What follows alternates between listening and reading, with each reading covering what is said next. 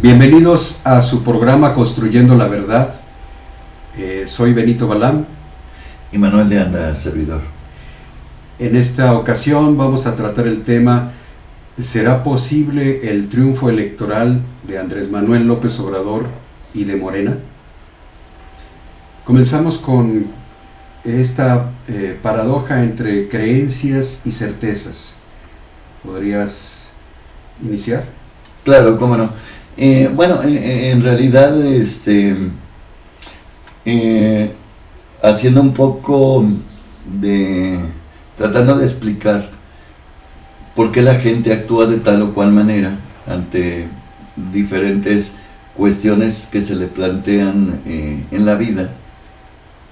En el caso particular mío, yo he visto, por ejemplo, mucho rechazo de algunas personas que no quieren ser vacunadas. Hay rechazo a la vacunación. Incluso personas que uno esperaría que tuvieran un conocimiento suficiente para aceptar la vacuna, porque eso tiene beneficios muy claros para la misma persona y para la sociedad, para quienes le rodean. Entonces, llegando a tratar de dilucidar cuáles son los aspectos que llevan a una persona a tomar una decisión u otra, pues es que nos damos cuenta que muchas decisiones que tomamos en la vida son con base en creencias y no en certezas. Es decir, en conceptos erróneos, en conceptos que a veces son manipulados, son mentirosos, que llevan a que una persona funde su vida y sus acciones y sus decisiones en creencias, en lugar de en certezas. Y en la política es algo muy común, este tipo de creencias que alimentan tanto el fatalismo como el derrotismo. Claro. En realidad eso lo conocen muy bien los que hacen las campañas. Uh-huh. Es decir, porque alimentan las creencias, y la forma de alimentarlo, esas creencias de una manera intensa, es a través, pues, básicamente del miedo. Uh-huh. Del miedo, y a veces también del odio, como es el caso de Trump. Uh-huh. Entonces, y alejan a las personas, alejan a la sociedad de lo que realmente es cierto, es verdadero, de lo que podemos tener certezas. Como los dichos de siempre las cosas serán igual, nada puede cambiar, todos son iguales, hagas lo que hagas, esto seguirá como siempre ha estado, ¿no? Claro, nos hacen creer que realmente, bueno, por un lado, que todos son iguales. Uh-huh. Porque eso desalienta a que la gente tenga simplemente emita su voto a favor de alguien en particular. Y si no, y la gente que no vota, pues generalmente va a favorecer a los que tienen las estructuras duras electorales más fuertes. En este caso, pues, sobre todo los partidos que están en el gobierno. Entonces, esa es una falsedad. O sea, realmente nuestro voto es importante, y si tenemos conciencia del poder que tiene cada individuo y cada persona, sí existe pues la esperanza de que haya cambios. Claro, a lo largo de nuestra historia, ¿verdad?, electoral, podemos darnos cuenta de diferentes episodios donde la participación ciudadana ha modificado realmente las estructuras en el sentido de las instituciones. No teníamos en el 88 un instituto electoral, no teníamos una nueva ley electoral hasta que se hicieron nuevas mayorías en el 88, en el 97 y en el 2000. Conforme se hicieron nuevas mayorías, fue transformándose las instituciones. Hoy en día tenemos más favorable la ley electoral a la participación y a la observación y vigilancia del proceso electoral, cosa que no teníamos hace 30 años. Entonces sí ha habido una modificación por la participación mayoritaria. Creo que ahí sí hay un poder de la gente, ¿no? que nosotros mismos necesitamos reconsiderar y necesitamos creer, ¿no? Es decir, como renovar esas creencias, ¿no? Claro, claro. Alimentadas por certezas, ¿no? Claro. Bueno, esto que dices es muy importante. Es decir, la toma de conciencia de la población en su propio poder, o sea, la posibilidad de que crean en su empoderamiento. Eso es algo que realmente está muy metido en el ambiente mexicano. Es decir, que consideramos que casi somos como espectadores de lo que sucede, que pensamos que las cosas no pueden cambiar, pero realmente sí las podemos cambiar, o sea, y tal la podemos cambiar que estamos haciendo lo que estamos haciendo. Claro. Si no creyéramos en eso, no lo estaríamos haciendo. Claro. Y por otro lado, pues también es cierto que los mecanismos tradicionales de imposición que ha tenido lamentablemente nuestra política electoral en términos de autoritarismo por diferentes maneras como se cuela el fraude electoral, particularmente en la compra y coacción del voto, y también, como bien dices, toda esta política de miedo y de terror, ¿verdad?, hacia la participación ciudadana y a aquellos que se comprometen aún más para dar su compromiso ante ser representantes de casilla o funcionarios de casilla, consejeros electorales, etcétera. Hay todo un entramado, pues, para propiciar miedo en esa participación y también para imponer lo que tradicionalmente se ha venido haciendo en este país, ¿no? Claro. Pero en contraparte a todo esto hay una participación cada vez mayor de ciudadanos que por encima del miedo estamos participando, ¿no?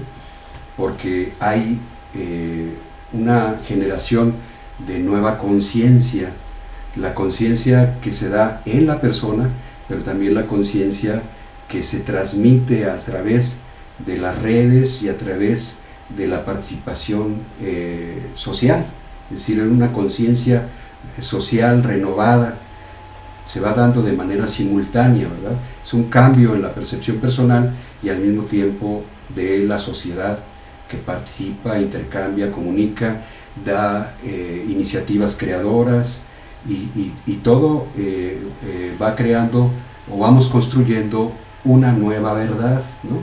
Claro. Una nueva manera de ver, una nueva visión, ¿no? Y en este Claro. sentido, de la posibilidad de un cambio. Claro. O sea, tocando un poco las creencias, pues, esas generalmente, como ya estábamos platicando, llenan muchos huecos de conocimiento. Es decir, esos huecos son llenados, de alguna manera se le tiene que dar una respuesta a lo que estamos viendo o a lo que eventualmente queremos darle una explicación. Es muy importante que esos huecos en el conocimiento, de los cuales pues la verdad es que padecemos mucho en la sociedad mexicana, sean llenados con información de buena calidad, información verdadera, que realmente nos dé certezas y nos dé tranquilidad, porque si nos acercamos a la verdad a través de un conocimiento verdaderamente válido, pues realmente eso nos va a alejar de las creencias y por lo tanto nos va a alejar del prejuicio y nos va a alejar del miedo, ¿verdad?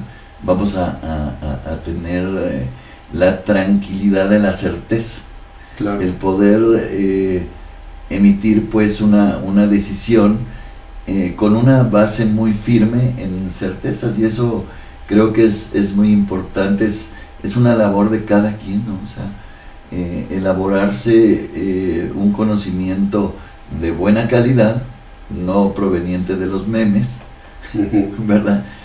En donde realmente pueda fundar razonablemente bien sus decisiones. Y también no hacer a un lado la pasión, ¿verdad? Porque también somos pasionales. Claro. Y la política despierta una pasión muy grande, ¿no?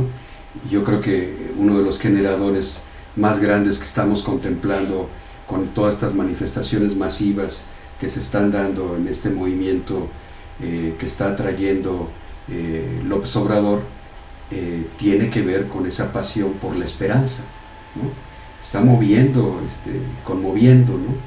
Yo creo que eso es necesario tomarlo en cuenta, nada más que esté movido o articulado con certezas serias, ¿no? Porque Claro. de otra manera pues puede derivarse simplemente en un fanatismo, ¿no? Yo creo que eso, cualquier movimiento social puede tener como esa debilidad, ¿no? Si, por eso es necesario como ir encontrando cuáles son nuestras certezas, ¿no? No solamente por el entusiasmo o ya vamos a ganar, eso quién sabe, ¿no? Vamos a revisar las certezas, ¿qué te parece? Muy bien, perfecto. Fíjate que realmente algo que estabas tocando ahorita que me pareció muy interesante es lo que está impulsando realmente pues a la mayoría de la gente a querer que haya un cambio de régimen. Y por un lado son las realidades que estamos viviendo como consecuencia de los últimos 18 años de gobiernos. Es decir, para todos yo creo que es muy claro pues que hay un deterioro muy importante en la calidad de vida de las personas. Tal vez no en la calidad de vida desde el punto de vista económico, pero sí hay un deterioro en la calidad de vida en relación a la seguridad con la que vivimos, a la libertad que tenemos para ir a un lugar o a otro. Y en los servicios. Y en los servicios. Bueno, eso es por el deterioro de las instituciones, ¿verdad? Que no están respondiendo como debieran de responder a las necesidades de la gente. Un servicio básico como es la seguridad, pues no está funcionando. Los servicios de salud no están funcionando como debieran de funcionar. Educativos. Claro, entonces todo esto pues los estados realmente se basan en las instituciones, en las instituciones que todos, entre todos los habitantes del país conformamos y las vamos construyendo y las vamos creando. Y eso es lo que va constituyendo un estado. Pero cuando esas instituciones y todo eso que conforma el Estado no está dando los resultados que esperan las personas, pues es lo que se considera un Estado fallido. Y en muchos sentidos actualmente en México tenemos un Estado fallido. Bueno, yo diría que la certeza está en términos de que hay más desigualdad, más pobreza, la certeza de que hay menos seguridad, hay más violencia, la certeza de que hay más corrupción, más impunidad y por lo tanto debilitamiento de las instituciones. Claro. Ahí hay certeza. Claro. Y por eso hay una gran indignación y un enojo y un hartazgo ciudadano. Claro, por supuesto. Más allá de los miedos que se quieren inculcar de manera extra, pues los miedos ya los vivimos en la cotidianidad de esa carencia de derechos, ¿no? Claro, claro. porque de repente salen con el fantasma de Venezuela, ¿no? Ujú. O el fantasma de Cuba o de Rusia. Sí. Y les digo, bueno, pues si tenemos una realidad que es la mexicana, que es muchas veces peor que Colombia. Sí. Entonces digo, por Dios, ¿para qué queremos un fantasma que no existe, ¿verdad? Un fantasma futuro, si ya tenemos una realidad que no es buena para muchas personas. No está siendo viable, pues. Y, Claro. y por el otro lado, esta historia de 18 años de el conjunto de los gobiernos de PAN y PRI han traído como resultado estas evidencias, ¿verdad? Claro, O sea, las evidencias que todos estamos viviendo. Yo creo que por eso hay un gran hartazgo. Dentro de las mismas filas de los militantes del PRI y del PAN, también hay un hartazgo, hay un límite al cual están llegando, ¿no? claro. Eso, bueno, eso por un lado, lo que vienen siendo, esa es una fuerza poderosa que está haciendo que la gente opte por un cambio, es decir, la certeza que da la realidad.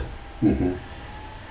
Por otro lado, también tenemos otro impulso muy intenso, que es la esperanza.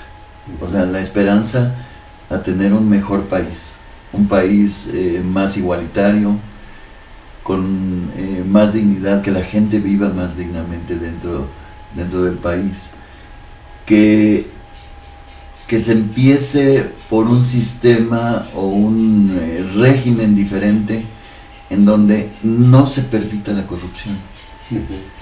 Eso creo que sería muy importante. Son valores que no hay que despreciar, hay que darles su justo valor. Ujú. Y dentro de la escala de valores, lo que es la honestidad, lo que es no permitir la corrupción, son de los valores más altos, más importantes, porque tiene que ver con muchos otros valores. Yo creo que en ese sentido la certeza de estos 18 años de un movimiento opositor que ha venido permaneciendo en una vía pacífica electoral y ha venido creciendo en organización y en liderazgo, creo que esa certeza de esta, especialmente de Andrés Manuel, de que no se le ha encontrado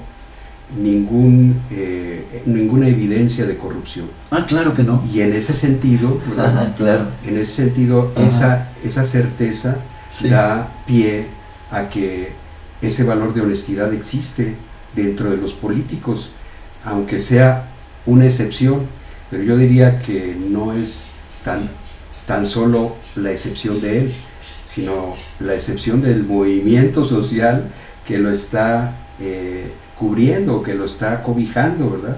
Claro. Este movimiento social pues es al cual pertenecemos la mayoría de los mexicanos y mexicanas, que nos valemos de nuestro propio trabajo y esfuerzo para sobrevivir, para vivir, para salir lo mejor librados en esta crisis permanente que nos han puesto estos gobiernos durante 30 años por lo menos, ¿no? Claro. Entonces yo creo Claro. que esta honestidad política no es una cuestión excepcional de Andrés Manuel, es un valor encarnado en el movimiento social que se está gestando.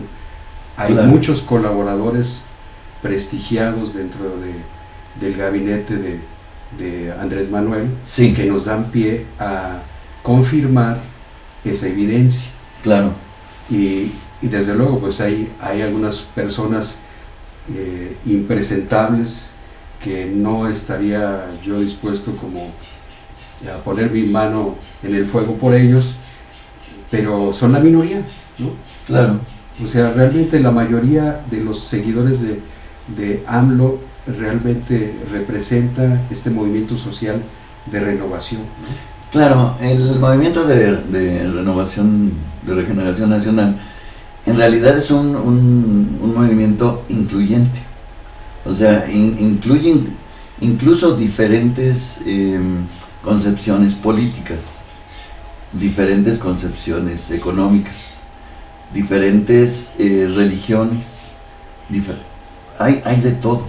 Es decir, tenemos gente, por ejemplo, tú lo sabes perfectamente, que ha entrado a Morena, que han estado en el PRI, y gente muy relevante del PAN, que está ahora con Andrés Manuel y en el Movimiento de Regeneración Nacional. Esto es muy importante considerarlo, que es un movimiento incluyente, no es un movimiento puro ni de santos, como ningún partido ni ningún país. Hay pureza y hay santidad en todas las personas, sino que realmente son un movimiento donde hay buenos y hay malos, como en todo, como en la misma Iglesia Católica, ¿no? O sea, claro, donde hay buenos y hay malos, o sea, en todos lados. Entonces, pero los principios fundamentales del movimiento son los que van a regir. Y los que están rigiendo. Y los que están rigiendo. Yo quería señalar, por ejemplo, esta innovación democrática que se está llevando a cabo organizativamente por consensos y encuestas, en lugar del poder tradicional que en otros partidos tienen los comités, ¿no? Aquí en Morena eso está hecho a un lado, es como una renovación democrática dentro del propio partido. Y a mí me parece interesante esta iniciativa de organización. No sé para dónde vaya a ir, pero me parece que en principio es algo nuevo, ¿no? Que está permitiendo que se oxigene la vida política partidaria, ¿no? Claro. Creo que esa es otra evidencia, ¿no? Es otra certeza, ¿no? Y lo que comentabas tú hace rato, no sé si quieras ahondar en esto, de cómo el Movimiento de Regeneración Nacional le ha dado impulso a la perspectiva de género. Sí, recientemente hizo una declaración Beatriz Gutiérrez, la esposa de Andrés Manuel, exponiendo que ella no va a ser primera dama. Me llamó mucho la atención esta propuesta en el sentido de dar término a las mujeres de primera con las mujeres de otro tipo, ¿no? Es como decir, basta de elitismo, claro, basta de andar malgastando y derrochando los dineros públicos, claro. y una mujer esposa del presidente o del futuro presidente, pues tendrá el trato de cualquier mujer, cualquier ciudadana. Claro. Nada más que ella, al estar cerca de Andrés Manuel, se convertirá, dice, en defensora de los débiles o de los más pobres, y defensora especialmente de su género. Entonces eso me llama mucho la atención, porque es una reivindicación muy fuerte del papel de la mujer.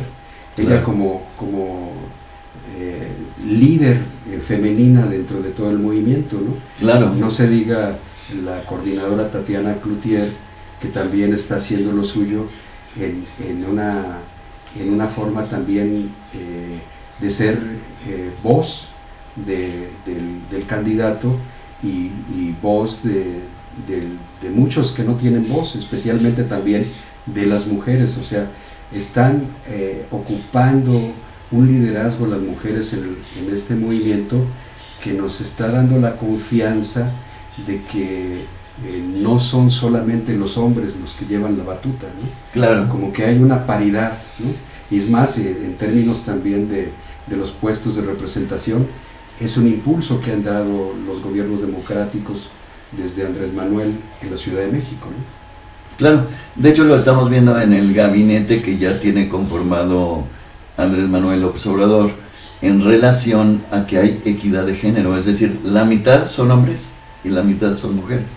Es decir, vamos, no es algo de palabra o nada más de discurso, sino que es algo que realmente se está viviendo en los hechos. Obviamente que la posibilidad de que este movimiento triunfe apenas va a ser un comienzo de un cambio verdadero, y eso también hay que estar muy conscientes. que no va a haber un cambio como con una varita mágica, o como un milagro, o como una situación espectacular, a partir del 1 de julio, o cuando, si eventualmente llega a ganar López Obrador, a partir de que tome posesión, sino que realmente es un trabajo que debemos de hacer cotidianamente, pues todos los mexicanos, y ir jalando hacia un país que todos queremos. O sea, todos queremos que haya justicia, todos queremos que haya más igualdad, queremos que la gente gane sus sueldos dignamente, que pueda vivir lo mejor posible, que haya seguridad, que no haya asesinatos. Digo, es obvio que todos estamos, o deberíamos de estar de acuerdo en eso. Y si estamos de acuerdo en eso, la verdad a mí a veces me causa mucha dificultad de entender que como algunas otras opciones optan por mantener el mismo sistema de gobierno. Por las creencias. Por las creencias. Las creencia mata evidencia, ¿verdad? Claro, y muchas veces eso causa prejuicios, causa miedos, causa fantasmas que hace que la gente otros fantasmas, el comunismo. Sí. Va a haber comunismo y socialismo en México. Por Dios, o sea, jamás por ninguna parte se ha dicho eso, ni tampoco está en el proyecto de Morena, ni está en sus estatutos, ni tampoco está en sus programas de gobierno. Claro. O sea, realmente lo que es más es una democracia social, o una socialdemocracia. Una socialdemocracia, sí. Basado en el sistema capitalista, incluso en el sistema de libre mercado, pero tratando de llevar las cosas hacia la justicia social. Sí, donde la propiedad privada esté regulada por la propiedad estatal y la propiedad social. O sea, claro, que haya eso que ya es constitucional, que haya un equilibrio, ¿no?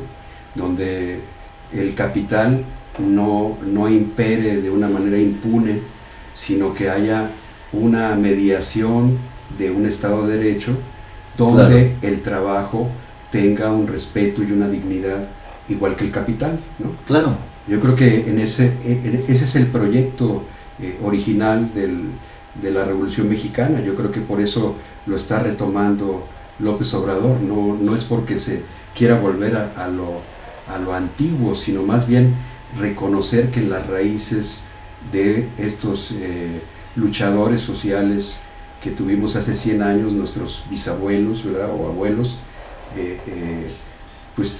tuvieron una aportación importante para nosotros, ¿no? Claro. Y finalmente me gustaría señalar estas posibilidades de triunfo que señalan en los medios de comunicación, especialmente a través de las encuestas. Las encuestas,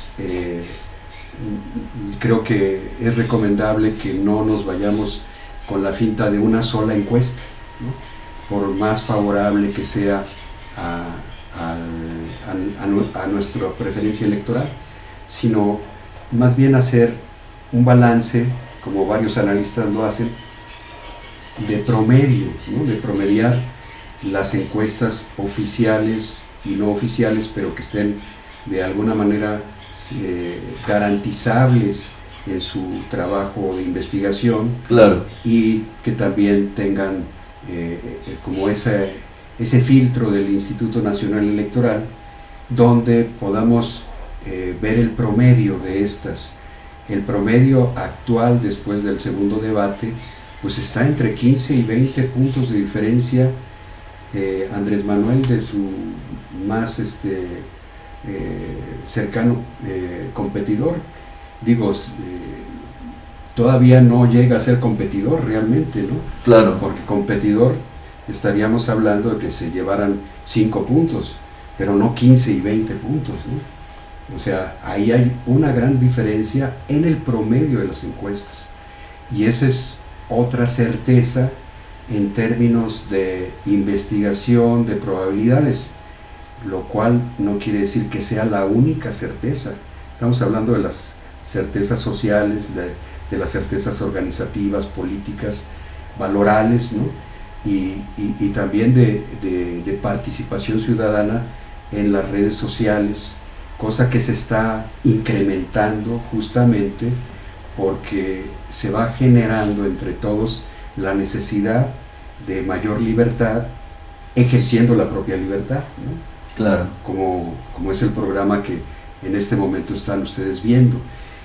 Por lo que resumo, mi conclusión sería que esta probabilidad, esta posibilidad del triunfo de López Obrador se hace ver cada vez más cercana. Y yo creo que esa posibilidad la necesitamos contemplar como algo que está cercano, algo que todavía no es, porque todavía no se llevan a cabo las elecciones, porque todavía no se cruza el voto favorable por los millones de mexicanos, pero que ciertamente nos estamos acercando a ese momento. No sé cómo lo ves tú. Bueno, de acuerdo, en realidad las encuestas, sobre todo aquellas, la de Bloomberg y otras donde hacen una serie de trabajo con varias encuestas en donde sacan promedios y hacen un análisis bastante cuidadoso, realmente son las que en las cuales debemos de confiar más, porque si las tomamos de manera individual, pues hay muchos sesgos yo creo que en la propia metodología, etcétera, ¿no? No es lo mismo que sea en la Ciudad de México que sea en el campo, etcétera. O sea, habría muchos aspectos a considerar. Muchas variables, sí. Algo interesante en las encuestas es el grupo de los que contestan que no saben. Entonces, sí es importante tener conciencia que dentro de ese grupo están aquellos que no les interesa votar, que no van a votar, que la política no les interesa. Así es. Entonces digo, para tampoco no estar esperanzados o pensar que esos van a estar, se van a distribuir claro, de alguna manera, o sea, tomar en cuenta que si contestan no sé, un buen número va a seguir diciendo no sé ni en todo el tiempo. Claro. Es decir, y eso se va a demostrar en que no van a ir no van a salir de su casa, claro, a votar. Entonces también tener en cuenta eso para no considerarlos como una esperanza para algún partido, ¿no? Uh-huh. Y que de esa manera pues se puede engañar también a la población. La única certeza de los que contestan no sé es que no sabemos cómo van a votar. Uh-huh. Entonces no podemos crear castillos en el aire.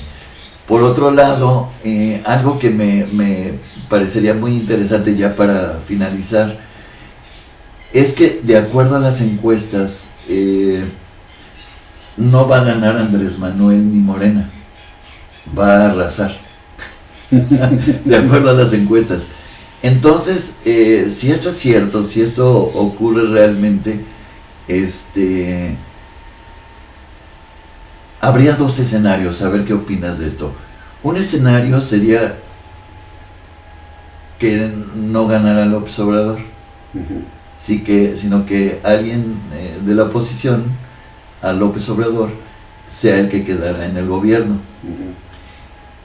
Uh-huh. Sobre todo considerando que la mayoría de la constitución del Congreso, de la Cámara de Diputados y de la Cámara de Senadores, así como algunas gobernaturas, pero sobre todo estas cámaras, van a ser predominantemente de Morena. Entonces, esos dos escenarios, que esté Andrés Manuel o que no esté Andrés Manuel, ¿cómo lo ves? Yo creo que evidencia, ¿verdad?, en las encuestas lo que hemos estado señalando acerca de estas certezas de que va un impulso, ganando, creciendo, y se va estructurando en un movimiento social, que no es solamente electoral. Un movimiento social que, como tú dices, más allá de las encuestas, está presente. Y por el otro lado, el hecho de que tanto López Obrador como Morena estén como punteros de esas encuestas, es como una pequeña radiografía de lo que está sucediendo en el movimiento social, porque es una cosa es la radiografía y otra cosa es la enfermedad o la salud, tú lo sabes, ¿no? Claro. Entonces es solamente como una sombra de lo que está sucediendo, ¿no? Sí. Mucho más de lo que nosotros esperamos. Si estamos hablando entre 15 y 20 de puntos de diferencia, no sabemos, a lo mejor puede ser más de 20 puntos, ¿verdad? Pero el promedio es una certeza que nos ayuda, como decías, a afincar nuestra esperanza. Y yo diría también hay otro punto importante: hay una fractura dentro de la oligarquía o dentro de la élite del poder que se está manifestando. Los empresarios, no todos, sino los grandes empresarios llamados por López Obrador como la mafia del poder, ha estado presionando tanto a PRI como a PAN para que se unan. Ah, claro, sí. Y no lo han logrado. Ajá. No lo han logrado. Entonces, esta pugna interna entre PRI y PAN y la tendencia que tienen a seguir haciendo de las suyas, significa que están desesperados, por lo menos ya no le están apostando a la presidencia, porque saben que van a perder, en términos de que en las otras ocasiones habían ganado porque se habían unido. En esta ocasión están divididos. Claro. Sin embargo, siguen peleando ya no por la presidencia, sino por mantenerse dentro del Congreso con los más representantes posibles. Claro. Digamos, ya hay un cambio de estrategia interno en estos partidos. Es como que se está creando una situación hasta cierto punto de sálvese quien pueda, ¿no? Y en otro sentido, vamos a tratar de mantenernos los privilegios que teníamos lo más que se pueda, ¿no? Claro. Y la figura de los empresarios pues está en ese sentido como rebotando de un lado para otro. Claro. Y yo creo que es una forma de reflexionar para aquellos empresarios patriotas, aquellos empresarios medianos o pequeños, que se den cuenta de que su liderazgo realmente está perdiendo la brújula, ¿no? Algo muy interesante que hoy en la mañana en el programa de Carmen Aristegui era pues la denuncia que se hacía en relación a que un grupo de líderes empresariales muy fuertes, o sea que manejan capitales enormes, fueron a ver a Peña Nieto el 17 de mayo para pedirle que declinara MID a favor de Anaya, para que hubiera la posibilidad de una mejor competencia hacia López Obrador. Lo que le contestó EPN, lo que les dijo es que pues esto pues era como darle la puntilla al PRI, era prácticamente ya desaparecerlo. Entonces es muy bueno, en sí la anécdota pues es interesante por sí misma, pero también es interesante cómo el poder económico representado por estas gentes tiene ahorita una incidencia o quiere incidir con toda claridad en la política a favor de sus propios intereses, no a favor de la patria, porque el capital no tiene patria, ¿verdad? O sea, el capital es capital, o sea, Ujú. y realmente no tiene nada que ver con países. Entonces para ellos lo que realmente funciona pues son sus propios intereses. Entonces, otra de las formas que podemos tener una mayor claridad de las certezas es tratar de investigar qué está atrás de las personas, qué está atrás de las acciones, qué está atrás de una información determinada o de una publicidad determinada. Es decir, qué intereses son los que están moviendo a las personas para decir, hacer tal o cual cosa. Y yo creo que en muchos casos hay intereses muy fuertes desde el punto de vista económico, desde el punto de vista propio. Yo creo que esto que estamos haciendo nosotros pues realmente demuestra que puede haber otros intereses diferentes. Sí, Es decir, y yo creo que, bueno, discrepando un poquito de ti en el sentido de que el capital no tiene patria, digamos que en términos de una mentalidad donde el capital se pone como el centro de toda la vida, pues sí, claro, o sea, es simplemente el dios dinero, ¿no? claro, Pero cuando el capital se considera como un instrumento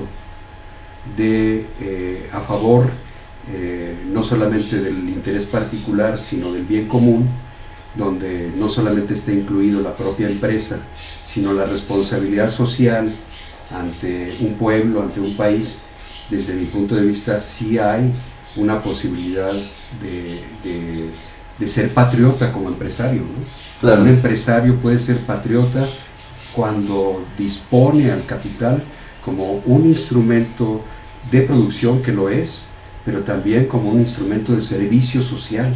Claro. Y entonces yo creo que ahí no hay antagonismo entre el proyecto de López Obrador y la clase empresarial.